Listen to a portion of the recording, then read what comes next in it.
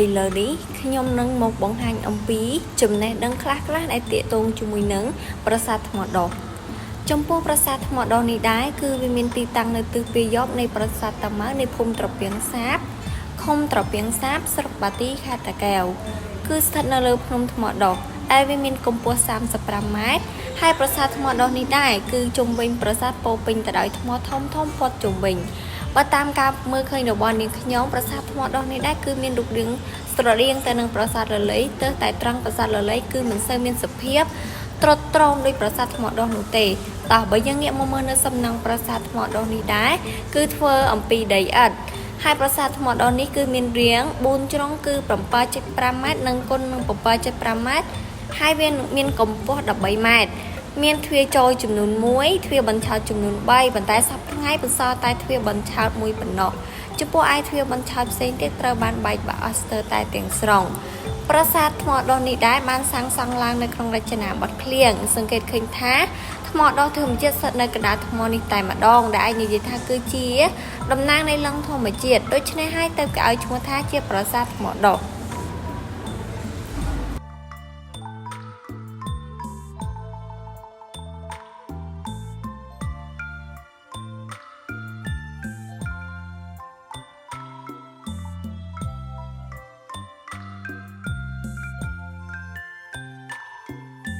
ប្រាសាទភ្នំថ្មដុះឬប្រាសាទថ្មដុះ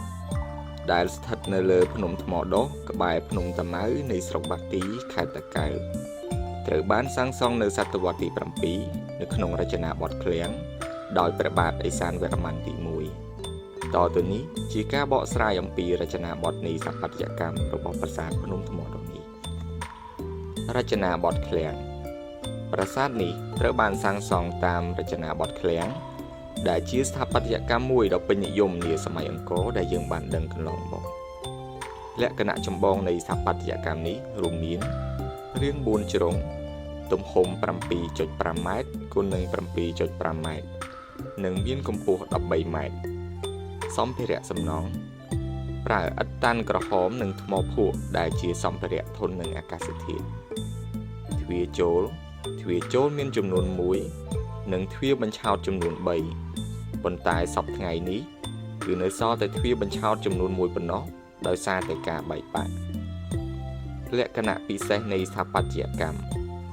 លឹងស្វ័យលំភូប្រាសាទនេះមានថ្មធម្មជាតិមួយដែលត្រូវបានគេជឿថាជាលឹងស្វ័យលំភូលឹងកើតឡើងដោយធម្មជាតិដែលស្ថិតនៅកណ្ដាលប្រាសាទដែលតំណាងឲ្យព្រះសិវៈចម្លាក់សាសនា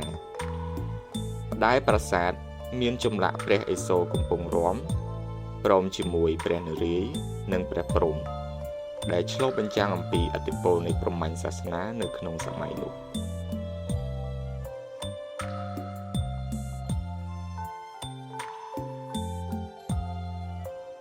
បន្តទៅនេះខ្ញុំនឹងនាំអ្នកទាំងអស់គ្នាមកស្វែងយល់អំពីវប្បធម៌និងប្រពៃណីនៃប្រាសាទភ្នំថ្មដុះប្រាសាទភ្នំថ្មដុះជាប្រាសាទដែលស្ថិតនៅលើភ្នំថ្មដុះដែលមានទីតាំងស្ថិតនៅភូមិត្រពាំងសាបឃុំត្រពាំងសាបខេត្តតាកែវប្រាសាទនេះជាទីកន្លែងសក្ការៈបូជាដ៏ស័ក្តិសិទ្ធិរបស់ប្រជាជននៅតំបន់នោះដោយគោរពបូជាចំពោះថ្មដែលដុះចេញពីកំពូលរាបនៃភ្នំហើយវាស្ថិតនៅកណ្ដាលប្រាសាទតែម្ដងតាមជំនឿរបស់អ្នកស្រុកតាមរយៈការគោរពបូជារបស់ពួកគេគឺមានភាពស័ក្តិសិទ្ធិក្នុងលក្ខណៈជាថ្មអ្នកតា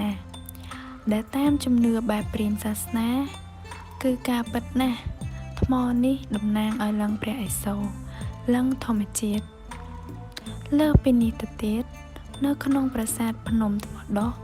បច្ចុប្បន្នគេបានតម្កល់នៅព្រះពុទ្ធសាសនាទុកក្នុងប្រាសាទដើម្បីគោរពបូជាតាមជំនឿរបស់អ្នកស្រុកថែមទៀតផង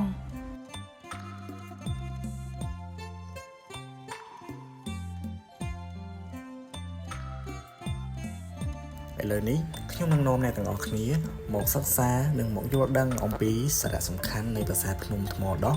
ដែលតាក់ទងទៅនឹងប្រវត្តិសាស្ត្រប្រាសាទថ្មដុះ មានសារៈសំខាន់ដូចជា យើងឃើញថាចំពោះបណ្ដាប្រាសាទថ្មដុះមានចម្លាក់ដែលចម្លាក់នឹងគឺគេបាននិយាយអំពីព្រះកម្រទាំងឯងតរមដែលគេគិតថាសំដៅទៅដល់ព្រះឥសូរឬក៏ព្រះសិវៈរមព្រះឥសូរជាអាទិទេពធំបំផុតនៅក្នុងព្រហ្មញ្ញសាសនាដែលជាអាទិទេពចូលចិត្តរមយ៉ាងខ្លាំងដែលមានឈ្មោះថាសីវណ្ណរាជព្រះឥសូររមមានលក្ខណៈប្លែកៗពីគ្នាដូចជាព្រះឥសូររមដែលអមទៅដោយព្រះនារីឬព្រះវិស្ណុនិងព្រះព្រហ្មដែលសមមូលទៅនឹងសាសនាជាមិត្តភាពដ៏ជិតស្និទ្ធមួយនៅក្នុងជីវិតម្យ៉ាងវិញទៀតព្រះឥសូររមនៅលើភ្នំហេម៉ាឡៃមានអត្ថបទបកស្រាយថាព្រះឥសូររមនៅលើភ្នំកៃឡាសដែលជាស្ថានដ៏អស្ចារ្យមួយដែលសម្បូរទៅដោយពេជ្រត្បូងឬពពួកទេពនៅជុំវិញព្រះអង្គដែលមានប្រគំភ្លេងគឺស្វរស្វតីលេងពិនវិស្កហើយក្រៅពីនេះមានទេពឈរមើលជុំវិញរួមមានកុនថរសអសុរៈអប្សរនិងរាល់ជីវិតសត្វលោកទាំងឋានទាំង3ដែលរួមគ្នានៅទីនោះធ្វើជាសាក្សីនៃការរាំដ៏អស្ចារ្យនេះម្យ៉ាងវិញទៀតព្រះឥសូររាំជាការធ្វើបរិហារមួយដូចជាការបំព្រមបំផ្លាញសម្រស់នាងករិយមកលមាយុរៈដែលនាងនឹងគឺជាស្ត្រីមេម៉ាយម្នាក់ប៉ុន្តែនាងមានសម្រស់ស្អាតដែលនាំឲ្យបរិះចំរោមស្រឡាញ់នាងករិយមកលមាយុរៈនឹងគឺនាងគោរពស្រឡាញ់ព្រះឥសូរយ៉ាងខ្លាំងដោយភក្តីភាពរបស់នាងព្រះឥសូរក៏សុខចិត្តរំឲ្យនាងមើលដែលព្រះឥសូររំក៏ដូចជាការជួយបំផ្លាញសម្រស់របស់នាងទៅវិញព្រះឥសូររំមានអត្ថន័យតាក់ទងដល់អំណាចទាំង5គឺទី1ការថែរក្សា2ការបំផ្លាញ3ការបែងភាគ4ការជួយសង្គ្រោះនិង5ការបង្កើតលោកមួយវិញទៀតប្រាសាទថ្មដុះធ្វើឡើងដើម្បីគ្របដោយថ្មមួយដុំដែលបានដុះចេញពីកំពូលរាបស្មើរបស់ភ្នំដែលតាមជំនឿអ្នកស្រុកបានឲ្យនាមគឺថាគឺពិតជាមានភាពស័ក្តិសិទ្ធិដែលមានលក្ខណៈជាថ្មអ្នកតាដែលតាមជំនឿបែបព្រាហ្មណ៍សាសនាគឺពិតណាស់ថ្មដុះនេះគឺតំណាងឲ្យលិង្គព្រះឥសូរឬមួយក៏យើងហៅថាលិង្គធម្មជាតិហើយនៅពីមុខប្រាសាទគឺមានរូបព្រះឥសូររំវុនៅក្រោមនោះក៏មានរូបព្រះកណេសដែលជាបុត្ររបស់ព្រះឥសូរនិងទេពរូបមួយចំនួនទៀតដែលសឹកបាត់អស់ទៅហើយគឺយើងឃើញថានៅសល់តែស្នាមខ្លះៗតែប៉ុណ្ណោះប៉ុន្តែដែលស្នាមខ្លះៗហ្នឹងក៏យើងអាចដំមូលនឹងសង្កត់បានដែរថាគូក៏បីបញ្ជាក់ផងដែរថានៅក្នុងសតវត្សទី7នេះបើតាមការបរិច្ឆេទនៃទំព័រប្រវត្តិសាស្ត្រកម្ពុជាយើងអាចកំណត់បានថានៅចុងសម័យកាលអាណាចក្រភ្នំនិងដើមសម័យចេនឡាផងដែរជាក់ស្ដែងភ្នំថ្មដុះក៏មានលក្ខណៈដូចជាប្រាសាទសម្បូរព្រៃគុកដែលបានជាស្ថាបនាឡើងដោយព្រះបាទឥសានវរ្ម័នទី1ដែលហៅថារាជធានីឥសានបុរៈយើងអាចយល់ឃើញថានៅក្នុងសតវត្សទី7នោះគឺភាគច្រើនបំផុតគឺសំឡុងប្រាសាទធ្វើអំពីឥដ្ឋដីដុតទន្ទឹមនឹងនេះដែរគេក៏អាចកំណត់សម្គាល់ឃើញថាការសាងសង់ប្រាសាទនាសម័យនោះគឺបុព្វបុរសដែលមានទាំងលំតាខ្មែររហូតមកដល់ព្រះមហាក្សត្រផងដែរគឺតែងតែគោរពសាសនានិកាយព្រះឥសូរដែលតំណាងឲ្យព្រះសិវៈលិង្គនៅក្នុងការតម្កល់លើបល្ល័ង្កឧមាយុនីនិងពេញនិយមនាសម័យនោះក៏ប៉ុន្តែអ្វីដែលរឹតតែជាស្ថានដ៏ពិសិដ្ឋជាងនេះទៅទៀតនោះគឺការនិយមភ្នំដែលតំណាងឲ្យឋានកិលេសជាទីប្រថាប់នៃការគង់នៅរបស់ព្រះអាទិទេព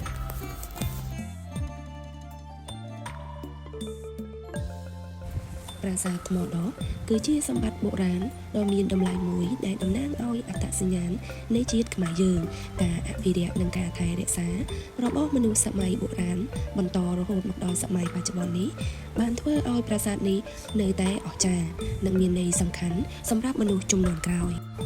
រហូតមកដល់បច្ចុប្បន្ននេះប្រាសាទថ្មដុះត្រូវបានក្រសួងវប្បធម៌និងអង្គភាពដែលពាក្យពាន់ដាក់ចំណាត់ថ្នាក់ថាជាសម្បត្តិបុរាណការអភិរក្សជាសកម្មត្រូវបានអនុវត្តដូចជាការស្រាវជ្រាវប្រវត្តិសាស្ត្រនិងបច្ចេកទេសសាងសង់ជាដើមក៏ដូចជាការជួសជុលសំណង់ដែលខូចខាតតិចទីដោយដៃគូបច្ចេកទេសការពង្រឹងសំណង់ដើម្បីការពារភាពបាក់បែកអង្គការអន្តរជាតិមួយចំនួនបានចូលរួមជួយផ្ដល់គាំទ្រឧបត្ថម្ភផ្នែកហិរញ្ញវត្ថុនិងបច្ចេកទេសផងដែរនៅទីនោះសប្តាហ៍ថ្ងៃមានសាលារៀននិងសហគមន៍ត្រូវបានលើកទឹកចិត្តឲ្យមានការអប់រំស្ដីអំពីប្រវត្តិនិងតម្លៃរបស់ប្រាសាទដើម្បីបង្កើនការយល់ដឹងនៃការថែរក្សាការរៀបចំកម្មវិធីបុណ្យវប្បធម៌តាមរដូវកាលដើម្បីឲ្យយុវជននិងភ្ញៀវទេសចរមានឱកាសបានស្គាល់ច្រើនជាងមុន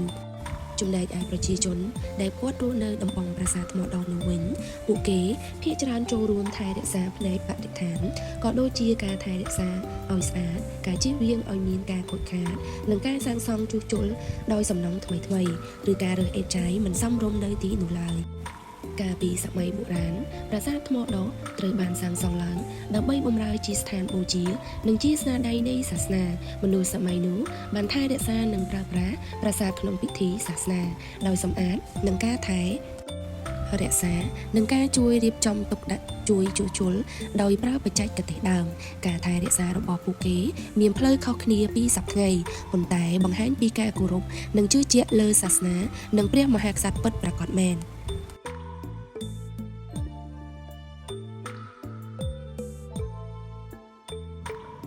ដោយដែលលោកអ្នកបានទស្សនានៃការលើកឡើងខាងលើរួចមកហើយ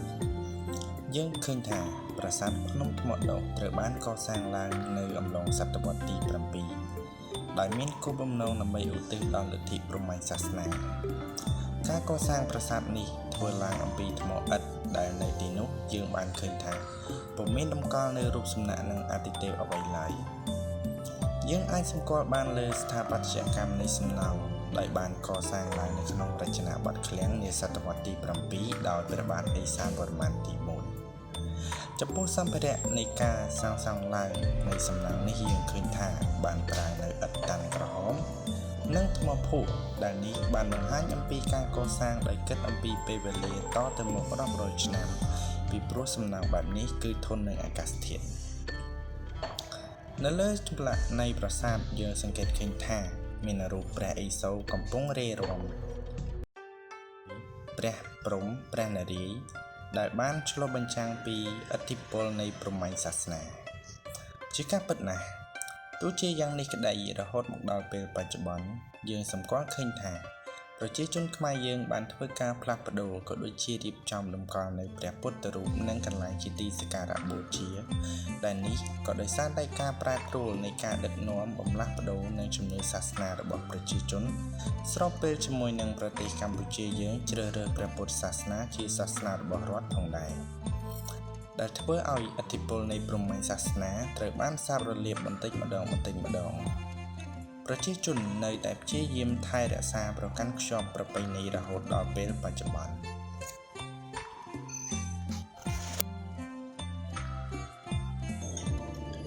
នេះមិនខុសគ្នាប៉ុន្មាននោះទេកាលពីសម័យដើមការគោរពនៅអាទិទេពនិងការប្រកាន់យកនៅលទ្ធិសាសនាមិនថាពុទ្ធសាសនាព្រហ្មញ្ញសាសនាឬក៏យេស៊ូវគ្រីស្ទនៅឡើយសុទ្ធតែមានព្រះឬក៏អាទិទេពដែលជាតំណាងសម្រាប់គោរពបូជានិងជឿតាមគ្រប់ការបង្ហាញនិងការបង្រៀននៅក្នុងសាសនានីមួយៗបើទោះបីជាមានការប្រព្រឹត្តនិងការប្រតិបត្តិខុសគ្នាយ៉ាងណាក្តីក៏ប៉ុន្តែអ្វីដែលជាចំណុចគោលដែលយើងអាចសម្គាល់បានដូចគ្នានោះគឺគ្រប់សាសនាទាំងអស់បានបង្រៀនឲ្យមនុស្សធ្វើនៅអំពើល្អសាងចិត្តល្អមានភាពស្មោះត្រង់និងមានមេត្តាដូច្នេះហើយយើងទាំងអស់គ្នាត្រូវចូលរួមធ្វើអំពើល្អចែករំលែកនៅសេចក្តីល្អកុំបីមានចិត្តខូខើអបលៈនោះទេជាពិសេសចំណុចមួយដែលសំខាន់មិនអាចរំលងបានគឺការចូលរួមថែរក្សានៅសម្បត្តិវប្បធម៌របស់ដូនតាឲ្យបានគង់វង្សមិនថាទាំងសំណង់ប្រាសាទទំនៀមទម្លាប់អក្សរសាស្ត្រដែលខ្មែរមានតាំងពីយូរលង់ណាស់មកហើយកុំឲ្យបាត់បង់ជាពិសេសទៅទៀតនោះគឺការបណ្ដុះបណ្ដាលនៅយុវជនជំនាន់ក្រោយឲ្យមានទឹកចិត្តស្រឡាញ់ជាតិមាតុភូមិនិងចេះចែករំលែកនៅសេចក្តីល្អដល់មនុស្សសត្វទាំងពួងការបង្ហាញក៏ដូចជាការលើកឡើងនៅប្រធានបទប្រាសាទភ្នំថ្មដុះរបស់ក្រុមយើងខ្ញុំក៏បានឈានមកដល់ទីបញ្ចប់យើងខ្ញុំទាំងអស់គ្នាសូមខន្តីអភ័យទោសចំពោះពុកម៉ែបងប្អូនអ្នកសិក្សាគ្រប់រូប លោកគ្រូអ្នកគ្រូសាស្ត្រាចារ្យប្រសិនបើការបង្ហាញរបស់ក្រុមយើងខ្ញុំមានភាពចំណុចខ្វះខាតត្រង់ណាឬក៏មានពាក្យពេចន៍លើសលួសខ្វះខាតមិនសមរម្យត្រង់ចំណុចណាមួយដោយអចេតនាសូមអស់លោកមេត្តាខន្តីអភ័យទោសដល់យើងខ្ញុំដោយសេចក្តីអនុគ្រោះសូមអរគុណ